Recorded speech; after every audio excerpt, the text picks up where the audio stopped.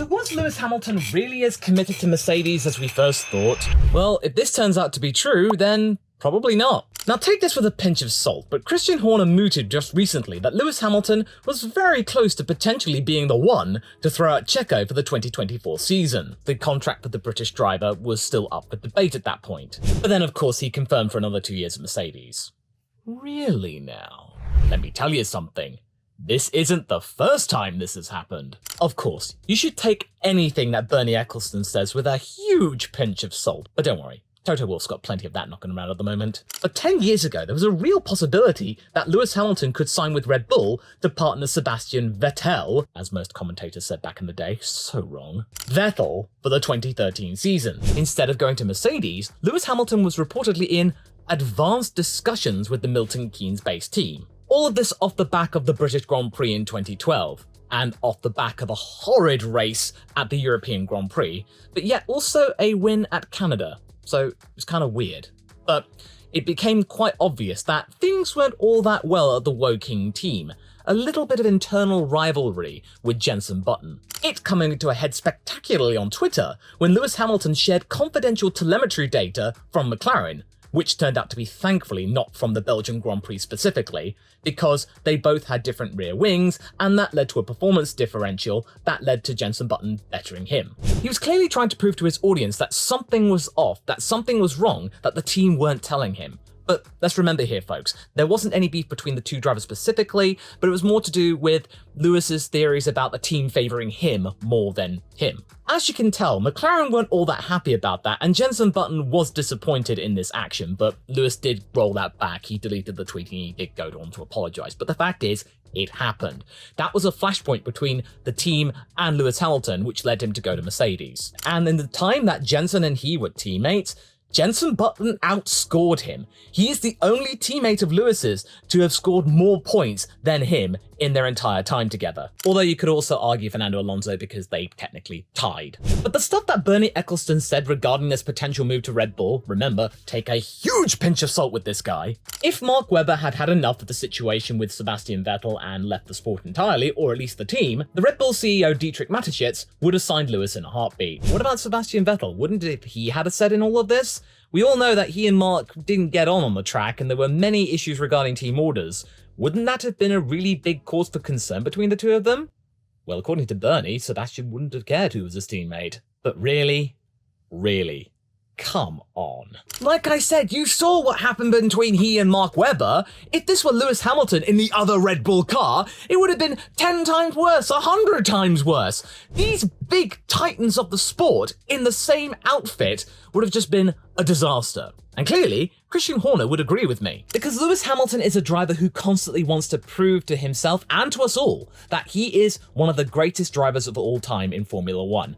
In my opinion, he really doesn't need to do that anymore. He's done more than enough at this point. But Christian Horner thinks that that drive to try and better his teammate wouldn't be something that would gel well at the Red Bull organization. He said it wouldn't have worked, and Mark Webber was then signed on for another round before he retired in 2013 in the most cavalier way possible. No helmet on his cooldown lap. What was the FI going to do? Ban him for the next race? Then to make you feel better about Bernie and his wacky ways, he said that he was the one responsible to convince Lewis to go to Mercedes.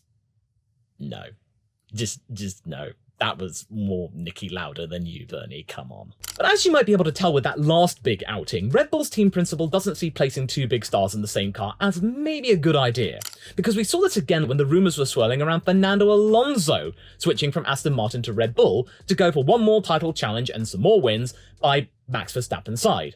Christian Horner immediately put that aside by saying he does not want two alpha drivers in the same team, because that dynamic wouldn't work, much like a Lewis and Max dynamic wouldn't work, because that would tear the team apart. Not to mention it would anger the Verstappen camp, because they're very much ingrained in that environment, so any teammate of Max's would be seriously eyeballed and scrutinized to see if they were a genuine threat to the stability of the culture at Red Bull that they painstakingly cultivated for their golden boy. Red Bull would rather have a relative rookie or a less experienced driver than Max in the second seat at Red Bull, because then he wouldn't view them as a threat and he would just carry on his merry way. Daniel Ricciardo, I mean, yeah, his best days are behind him and he does like Max, so I think Max wouldn't see him as a threat for a title. Maybe for a win or two, but that would be that. But let's get back to the meat of today's topic. As we all know, before Lewis extended his contract one more time, it was due to expire at the end of this year. The idea being that he might possibly retire or go to another team, and George would take up the reins as the Mercedes team leader.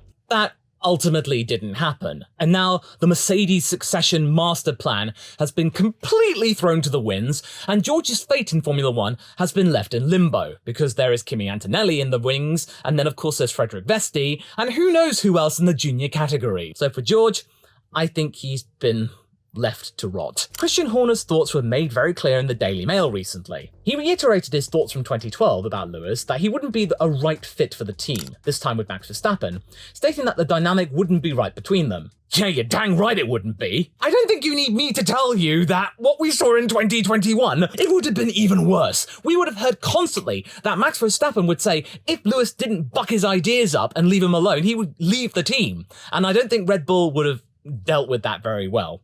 And this is a situation where they were in different cars. You guys say more. He also then brought up again the news from earlier in the year that Lewis was also considering Ferrari as a possible move for his last years of his F1 career to try and get that 8th title. John Elkann potentially offering him $40 million a year to defect from the Silver Arrows. And even though Lewis has said many times throughout his career that driving for the Scuderia is always a little bit of a tempting dream or a prospect, it didn't come to fruition in the end, and he decided to stay with Mercedes for that remaining 2 years. The Ferrari offer clearly wasn't enough to convince him that they had the better car. Wait, the W13 and 14 were better cars, Lewis? Really? But wait, this recent interaction. Did Lewis Hamilton contact Christian Horner himself? Well, this is why I think Christian Horner was cheekily stirring the pot. He wouldn't tell the Daily Mail, or anybody, who was the instigator. It wouldn't be at Red Bull. I don't know where it would be. I would love for a bit of a fairy tale ending with him going back to McLaren again now they're getting back on their feet. But I don't want Lando or Oscar replaced. No, Lewis doesn't know where else to go. He'll just settle for the familiar. A move to Red Bull would simply not work, even if Max and Lewis got along with one another. Because Max Verstappen knows the Red Bull organization inside and out. He knows the car inside and out. He knows how it's developed, it's catered to his preferences. Lewis Hamilton will be going into that environment completely raw. He would have to learn how the car works, a car that wasn't built for him. He would be potentially not as effective in those first few races, and the media, that move would be closely scrutinized, and any sign of weakness or underperformance against Max Verstappen in the same car would be immediately dealt with by the media in a very negative way. You all know it would be. The headlines would be saying, oh, was this the right career move for Sir Lewis Hamilton? Is Max Verstappen clearly cementing himself as the real GOAT? Is it really worth Lewis Hamilton's time being in that environment? No. No. But then again, Lewis stirs the pot himself. He's not dismissed the idea of being Max Verstappen's teammate after he made that cheeky comment a few months ago saying that if he were in Sergio's car, Max wouldn't be having the same time that he was presently, dominating everyone. He reckons that he could have given Max Verstappen a little bit of pressure. Yeah, he would have been giving him pressure, but not necessarily on the track, probably in the boardroom and in meeting rooms, and that's up for debate, folks. So what does this say to me? All of this talk of Ferrari and Red Bull and that really not coming up to anything. Even with Lewis extending his time at Mercedes, it indicates a level of discontent with the Mercedes-Benz environment, like he had with McLaren when it was getting obvious that the team were in a decline, which turned out to be very accurate. I mean, sure, the Mercedes of 2013 wasn't the best car out there, but it was a dang sight better than the McLaren that year. The 2012 McLaren and the 2023 Mercedes, I'm seeing quite a few parallels here with Lewis's lot. The car simply isn't as good as it was before the 2022 regulation changes. Mercedes started off with a misstep, and they kept on going because they had hope that their concept would work when it was obvious that the Red Bull concept was the one to go for. Maybe the Ferrari one to a lesser extent, but they had to swallow their pride and get on with it quickly. But the performances they were getting in the first half of the season gave them a little bit of hope. False hope, in my opinion. All of this talk before he re-signed for Mercedes was Lewis looking for that gear change to his next career. Back then, he was looking for a team to get his second title to make him truly stand out as being part of the potential greats, having more than one championship. This time is to get that 8th title to best Michael Schumacher. Not to mention for the fact that he, like with Jensen, has a teammate that he doesn't quite gel with. certainly far less than he did with Valtteri Bottas. Now, I'm not going to be getting into a debate about whether or not Mercedes should have kept Valtteri Bottas to keep Lewis Hamilton's suite. That's for another video. But yes, George is a whole other beast. George has come from a team that was hungry for points and would do anything to clinch them. Any harebrained scheme would suffice. George was at that time a rookie. He was learning the tricks of the trade of being a Formula One driver. So to be in an environment where you're at the back and you have to do anything possible to get a decent result or even some points, that's going to rub off on you and that's going to leave an impression. So when you go to a team that was expecting to gain points all the time, maybe even wins, and that 2020 Sakir situation didn't help matters, the two personalities inevitably clashed. The team was still in denial about their 2022 car being rubbish, and yet George kept the hope alive, with being in the top 5 consistently up until the British Grand Prix. That determination is something that you really have to commend, folks, but we also have to remember that Lewis was dealing with a subpar car because he was the one being dealt with all of the experimental parts to try and get them some better results. But when the balance was equalized for the following season, things turned around again. Lewis had better situations, and George was then basically thrown to the curb and he was making mistakes. He was trying to call the team out. He was trying to think of situations to get a better result. They were ignored. And then we're in a situation where we are presently, where Lewis doesn't really have an optimal teammate to bounce ideas off of. So yes, when you have a teammate that is rattling cages all of the time, it's going to leave a sour taste in Lewis's mouth, and no wonder he might want to look elsewhere for a better lot. But clearly, Mercedes were able to convince Lewis Hamilton to stay with them for at least 2 more seasons, with some probably major sweeteners thrown in for good measure.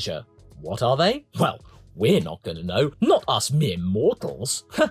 I probably think, though, there would be some guarantees about the development of the car, that they would listen to him more, that George would be probably isolated a little bit more, probably a little bit more money, or the same money, and various other little guarantors to make sure that Lewis was feeling confident about his decision to stay. As well as heads rolling, as we saw with Mike Elliott being dismissed, the guy who developed the W13 and 14. Him being made clearly the scapegoat as to why Mercedes had been terrible the last 2 seasons. Well, relatively terrible. They're still in the top 3. Sure, you can say this is a non-event. Christian's just trying to score some attention in the British media as there's no pressure for him right now. He's got what he's wanted, finally, which is a clean sweep of both championships. But I still find it interesting, as it's clearly history repeating. But speaking of history, had he not made that jump to Mercedes, Lewis, what might have been the situation for Michael Schumacher? Would he have stayed at the team for 2013? Things could have changed quite significantly. And I talk about it right here in this video you can watch next. What might have been, eh?